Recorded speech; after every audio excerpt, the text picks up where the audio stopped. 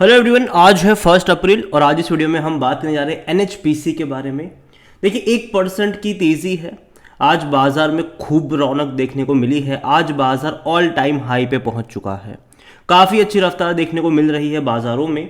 NHPC का share काफ़ी ज़्यादा वॉलेटाइल रहा है पिछले कुछ टाइम में। एक महीने में इसने कोई पैसा बनाकर नहीं दिया है।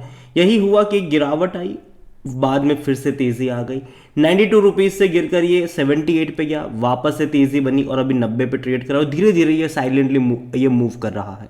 अगर आप देखोगे तो 82 के बाद ये बहुत ही धीरे से मूव कर रहा है, बहुत ही धीरे से। आज बहुत बड़ी तेजी है लेकिन यहाँ पर तेजी उतनी ज़्यादा नहीं है। लेकिन अच्छी बात यह है कि साइलेंटली ही सही लेकिन ये ऊपर की तरफ ज़्यादा नजर आ रहा है। बात करेंगे इस वीडियो में इस कंपनी के बारे में, लेकिन उससे पहले अगर आपने अभी तक चैनल को सब्सक्राइब नहीं किया तो प्लीज़ अभी इसे सब्सक्राइब जरूर कर लीजिएगा, क्योंकि आगे भी बहुत सारे वीडियोस हैं जो आपको काफ़ी ज़्यादा हेल्प करेंगे। तो एक महीने में पैसा नहीं बना लेकिन एक साल में खूब पैसा बना कर दिया है। 124% का रिटर्न यहाँ पर देखने को मिल रहा है। 40 रुपये का शेयर था, बेहतरीन तेज़ी बनी थी, 103 पे गया था। एक्चुअली में इंट्राडे में इसने 115 रुपये का लेवल तक छुआ था। उसके बाद जब क्वार्टरली नंबर आए जो कि काफ़ी ख़राब थे, एक झटके में गिरा, कोशिश करी, वापस गिरा, अब वापस ये कोशिश कर रहा है। और देखा जाए तो गर्मियों का माहौल है और मैं पहले भी बोल चुका हूँ कि गर्मियों के माहौल में पावर कंपनियों के ऊपर नज़र आपकी होनी चाहिए, क्योंकि नंबर जो है वो अच्छे आ सकते हैं, क्योंकि जो डिमांड है वो जनरली बहुत ज़्यादा बढ़ जाती है गर्मियों के सीज़न में पावर की। और जाहिर सी बात है ऐसे में गवर्नमेंट भी ज़्यादा पैसा पे करती है पावर कंपनियों को। और अभी हाल फिलहाल में एनएचपीसी को लेकर ये भी अपडेट है कि बोर्ड ने अप्रूवल दे दिया है तकरीबन 6100 करोड़ रुपए यहाँ पर रेज करने को लेकर। और ये अच्छी बात है। देखो कोई भी कंपनी जो है अच्छा पैसा अगर रेज करती है और जाहिर सी बात है अपने फ्यूचर एक्सपांशन के लिए बहुत सारा पैसा यहाँ पर इस्तेमाल भी होने वाला है।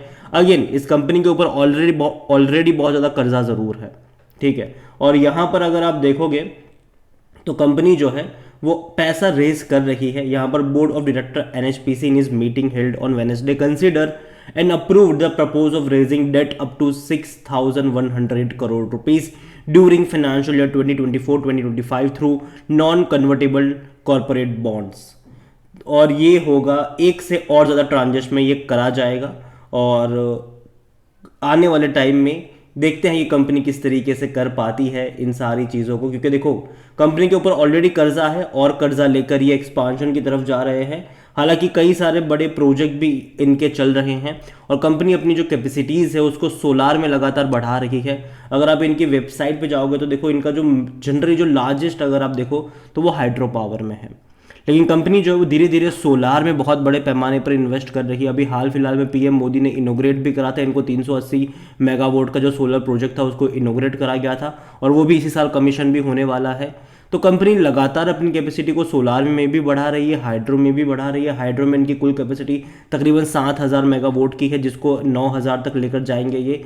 और इसके अलावा सोलार में भी और विंड में भी बढ़ाने का प्लान है। और आने वाले 3-4 साल बाद जो सोलर और विंड को एक अलग सब्सिडी के तौर पर लिस्ट करा जाएगा और उसको बाजार में भी लॉन्च करा जाएगा। तो ये सारा प्लान है यहाँ पर, लेकिन ये लॉन्ग टर्म का प्लान है।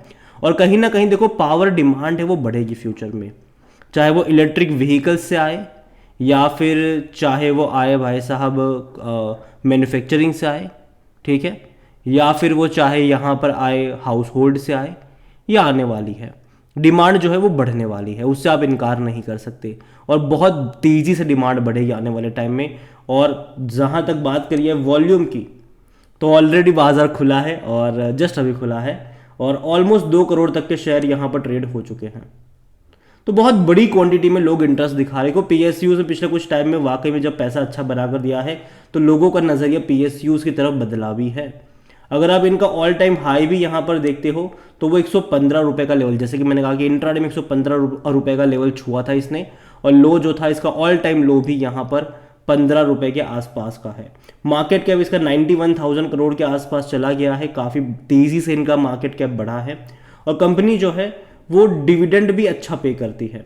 अगर आप यहाँ पर डिविडेंड की बात करोगे तो 1 रुपये 40 पैसे का डिविडेंड पे करा है इन्होंने इस साल। हालांकि पिछले साल ये और अच्छा था क्योंकि तब शेयर प्राइस 100 रुपये नहीं था। पिछले साल ये 40 रुपये के आसपास ट्रेड कर रहा था और 40 रुपये का शेयर साल में अगर आपको 1.5-2 रुपये का डिविडेंड पे करे तो वो बहुत अच्छा होता है।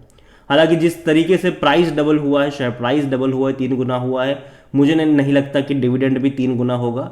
थोड़ा बहुत बढ़ेगा लेकिन 3 गुना नहीं होगा यहाँ पर डिविडेंड, लेकिन अच्छा डिविडेंड है। और यहाँ पर अगर आप देखोगे कंपनी को लेकर तो देखो वैल्यूएशन नाम की भी कोई चीज़ होती है। यहाँ पर इसका जो पी रेशियो है वो 24 का है, सेक्टर पी 30 का है, सस्ता आप इसको कह सकते हो। 50% एनालिस्ट यहाँ पर खरीदारी की बात कर रहे हैं। फिनेंशियल्स अगर देखा जाए इस कंपनी के तो लास्ट क्वार्टरली नंबर्स काफ़ी ख़राब थे और जिसके चलते एक झटके में गिरा भी था, नंबर्स ख़राब थे यहाँ पर, और यही वजह थी कि गिरावट हमें देखने को मिली थी। तकरीबन 2640 करोड़ के आसपास के इनके रेवेन्यू रहे थे और 490 करोड़ के आसपास के प्रॉफिट्स रहे थे, जबकि इससे पहले कंपनी जो थी वो क्वार्टरली 3000 करोड़ तक के रेवेन्यू करती थी और 1000 से 1500 करोड़ तक के प्रॉफिट भी कर चुकी थी। तो एक्सपेक्टेशन से काफ़ी वीक थे। अभी देखते हैं कि मार्च के नंबर किस तरीके से आते हैं। उम्मीद करते हैं कि नतीजे इनके अच्छे आए ताकि भाई साहब तेज़ी जो है वो बरकरार रहे। हालांकि लॉन्ग टर्म का आउटलुक मुझे इसका ख़राब नहीं लगता है, गिरावट में ऐड करने के मौके यहाँ पर बन सकते हैं। यहाँ पर शेयर होल्डिंग के बारे में अगर आप देखोगे तो प्रमोटर के पास 70.95% का स्टेक है, लेकिन इसी क्वार्टर में प्रमोटर ने और 3.5% OFS के जरिए बेचा था तकरीबन 66 रुपीज़ के भाव पर। लेकिन अच्छी बात है कि इंस्टीट्यूशंस बाइंग भी अच्छी है यहाँ पर, चाहे वो म्यूचुअल फंड की 8.17% की हो, 5.25 डोमेस्टिक हो या फिर 7.38 FIs हो। अच्छी खासी क्वांटिटी में कह सकते हैं कि इंस्टीट्यूशंस बाइंग देखने को मिल रही है। रिटेल और अदर्स की मिलाकर 8.26% की होल्डिंग है, जिनमें से रिटेल इन्वेस्टर 4.45% पर है, अदर पार्टीज 3.81% का स्टेक लेकर यहाँ पर बैठे हुए हैं। देखिए NHPC कंपनी खराब नहीं है, पावर सेक्टर से जुड़ी हुई कंपनी है ये, और ऐसी तेज़ी आज से पहले कभी आई नहीं थी। अगर आप इसका मैक्सिमम ग्राफ भी देखोगे 2009 से लेकर अब तक, तो भाई साहब तेज़ी, इतनी बड़ी तेज़ी आज से पहले कभी नहीं आई। और अगेन ये सारी पावर कंपनियों में यही देखने को मिला है, चाहे वो टाटा पावर का ग्राफ उठा के देख लो या फिर अदानी पावर का ग्राफ उठा के देख लो, तेज़ी जो बनी है वो भाई साहब अभी पिछले 2 सालों में ही बनी है और आगे भी तेज़ी अच्छी बन सकती है, क्योंकि जो पावर कंपनीज़ है वो अपनी कैपेसिटीज़ को लगातार बढ़ा रहे हैं। जो बड़े प्लेयर्स हैं, चाहे वो अदानी हो या टाटा हो, वो तो बढ़ा ही रहे, लेकिन साथ ही साथ जो गवर्नमेंट कंपनीज़ हैं वो भी अपनी कैपेसिटी को लगातार बढ़ा रहे हैं, और ये बहुत अच्छी बात है क्योंकि कंजम्पशन जो है वो बढ़ने ही वाला है, वो कम कभी नहीं होगा। और जो दाम है बिजली के वो भी बढ़ने ही वाले हैं, वो कभी कम नहीं होने वाले हैं, और कहीं ना कहीं जो मार्जिन है वो अच्छा मिलेगा। और पावर कंपनी जो अच्छी खासी कैपेसिटी और जिनके अच्छे खासे कॉन्टैक्ट्स होंगे वो अच्छा और खासा पैसा छापेगा। लेकिन जैसे कि मैंने यहाँ पर अगेन कहा है कि सरकारी के पास अगेन एक अच्छा बेनिफिट होता ज़रूर है, और मैं यही कहूँगा कि नज़र रखिए इसके ऊपर।